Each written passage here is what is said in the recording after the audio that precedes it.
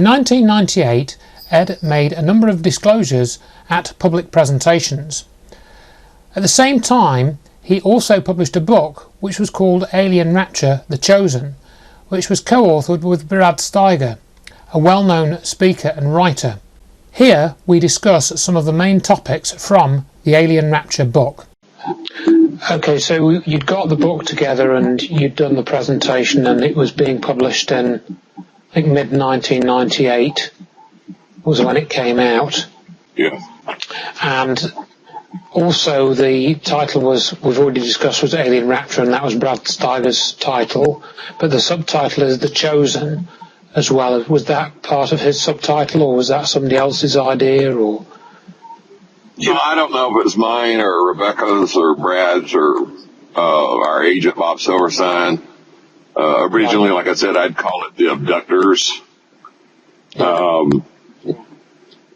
But somehow we came up with Alien Rapture, then The Chosen was stuck on there as an afterthought for the fact that Joe Green's kind of chosen for a special purpose in the book, the protagonist. Right.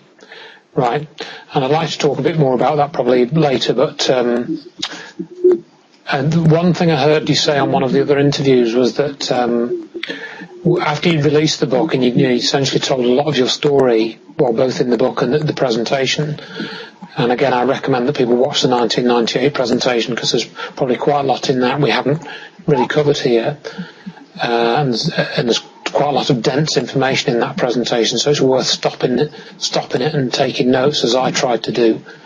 But I understand that somebody actually copied your story. His first name apparently was George, and he came out with a story which was either copied from yours or extremely similar to yours. I don't know if you could tell us any more about that, if you can remember any further details. Well, quickly after I gave my first presentation to the UFOC, I went public and disclosed, all of a sudden, I believe it's an Oriental guy, George, somebody, but George may not even be right, but all of a sudden he's talking about, he knows about the flying triangle, and he knows this, and he knows that, which paralleled my story, but he didn't come up with anything new. He was just basically copying my story. And then you get, strange people, including the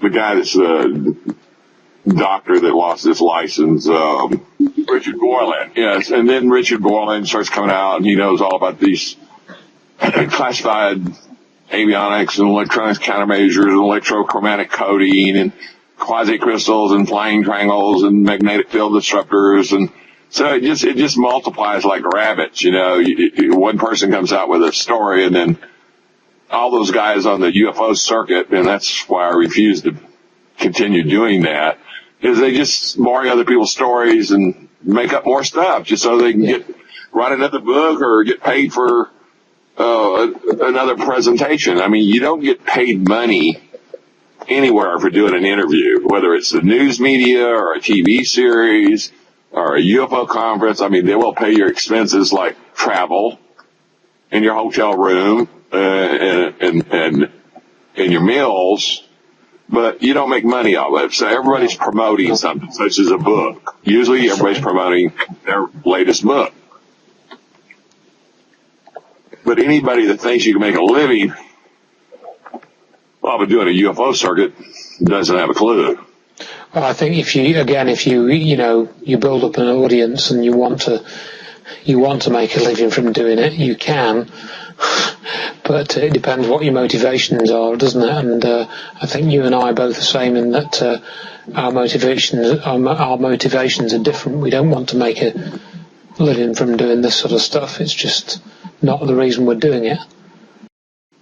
Okay, well, I'd like to try and go through, because I've got some questions having read the book. I read the book last week and tried to go through it quite carefully. It takes me quite a long time to go through books, really, to my own satisfaction.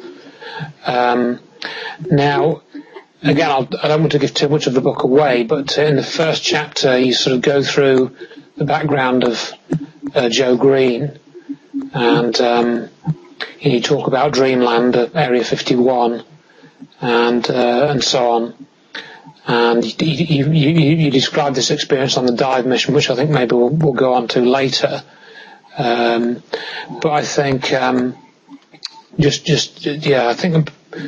Yeah, so that really sets up the character of Joe Green, doesn't it, the first chapter, and it's sort of somewhat similar to your own experience, but not the same. There's some things which are different. No, actually, like I said, other than the alien agenda, Joe Green is patterned after my personality. I mean, in my work and travels and 2 divorces, because I was gone traveling so much. I was never at home during certain periods.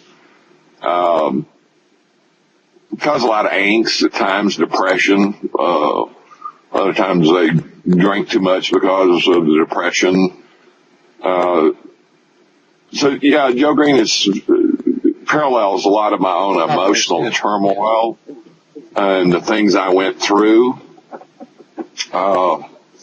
He was also, seeking the truth about what the bigger picture was, such as myself. We had nightmares, which, I've had nightmares dealing with Vietnam and the fact that I've been injured to the point where I was DOA twice in my life. So, I mean, I guess I probably had a little more angst or anxiety in my life than most people. Absolutely, yeah. And I think that's described very well, I think, in the first chapter, and I think that sets the scene very well for how the rest of the story unfolds. And then in chapter 2, I think it kind of switches, you go straight into Majestic 12, and I know perhaps, hopefully, people know about Majestic 12 and this alleged group, and there's a meeting in Washington D.C. in the book, in the story, and I suppose and you have this other character, this Page St. John, who's a kind of a sort of UFO hippie type of character. He's interested in UFOs and a hippie type character, and there's this march, isn't there, that of activists going to Washington, and the meeting is set, and they're watching these activists in the street and cursing them a bit.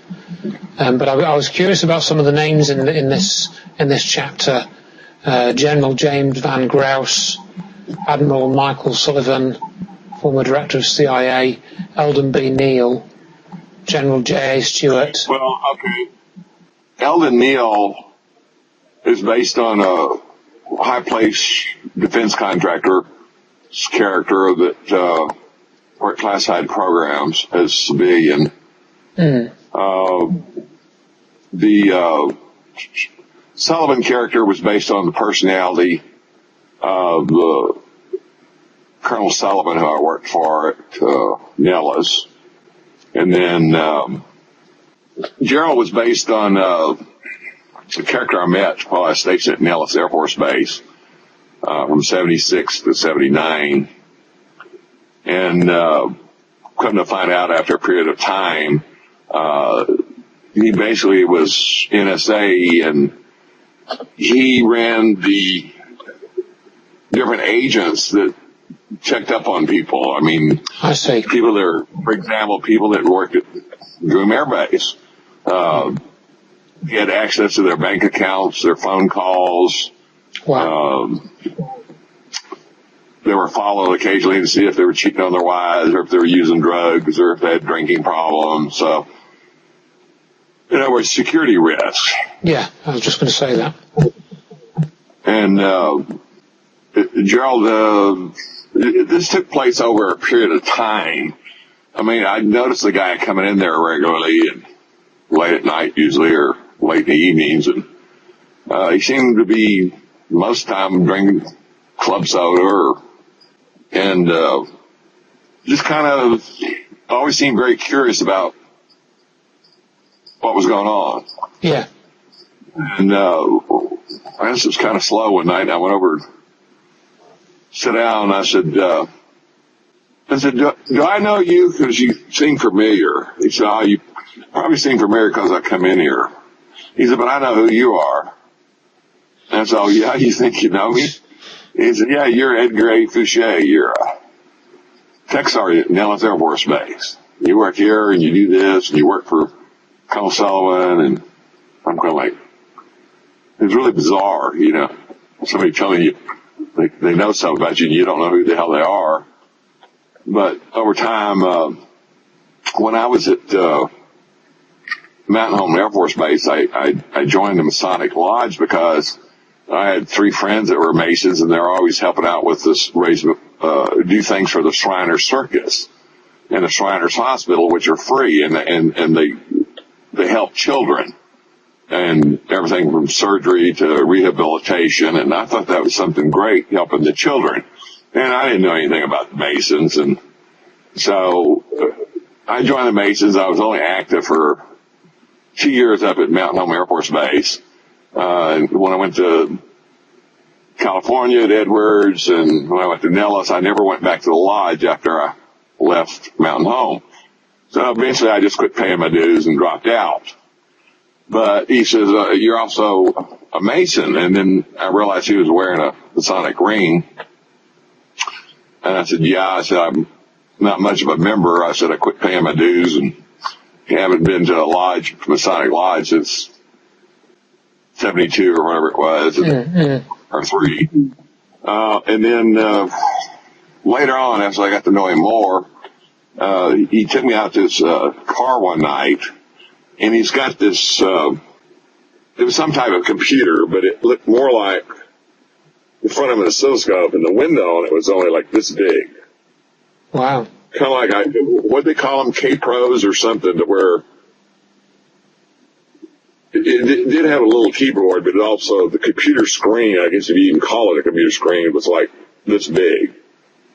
But he typed in my full name or whatever, and then all of a sudden it's got everything, everywhere I ever lived, and where I was born, and my wife's name, and all my family's and relatives' names, and I mean, it had more information on me than I remembered about myself.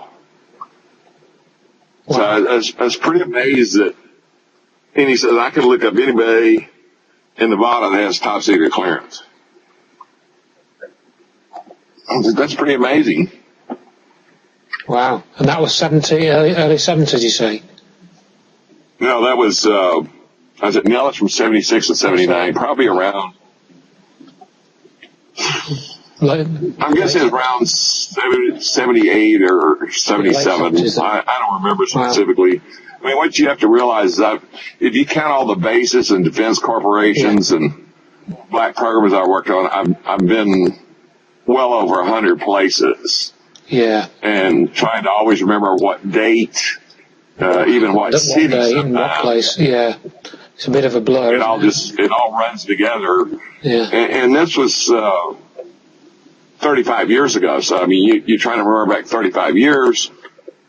It all just kind of runs together in your head sometimes. So, I have made a few mistakes and contradicted myself. Not because I'm lying. I get confused like everybody else has got their head full of information. Well, I mean, again, that you've explained there is a spy film sort of thing, isn't it? You know, but I guess that's what it was, because that's what it was like, at least at that level. There was a lot of interesting things, some intrigue. There's a hell of a lot more that I'd like to talk about, but there's a limit. I mean, my sole intention was to get the information out there about technology that I think we need in the world, and the fact that we're spending hundreds of billions of dollars on black programs, and it stays top secret until the Chinese or Russians come out with their own version, and it's lost to our own industry. We could create hundreds of thousands of jobs with the technology we have, but the military doesn't want to let go of it until, the Chinese or Russians or Europeans start producing it. Yeah. Which is a total waste of money and doesn't contribute to our society and doesn't help anybody. Absolutely. Well, this is exactly what, I'm into as well, and one of the reasons why I'm sort of talking to you,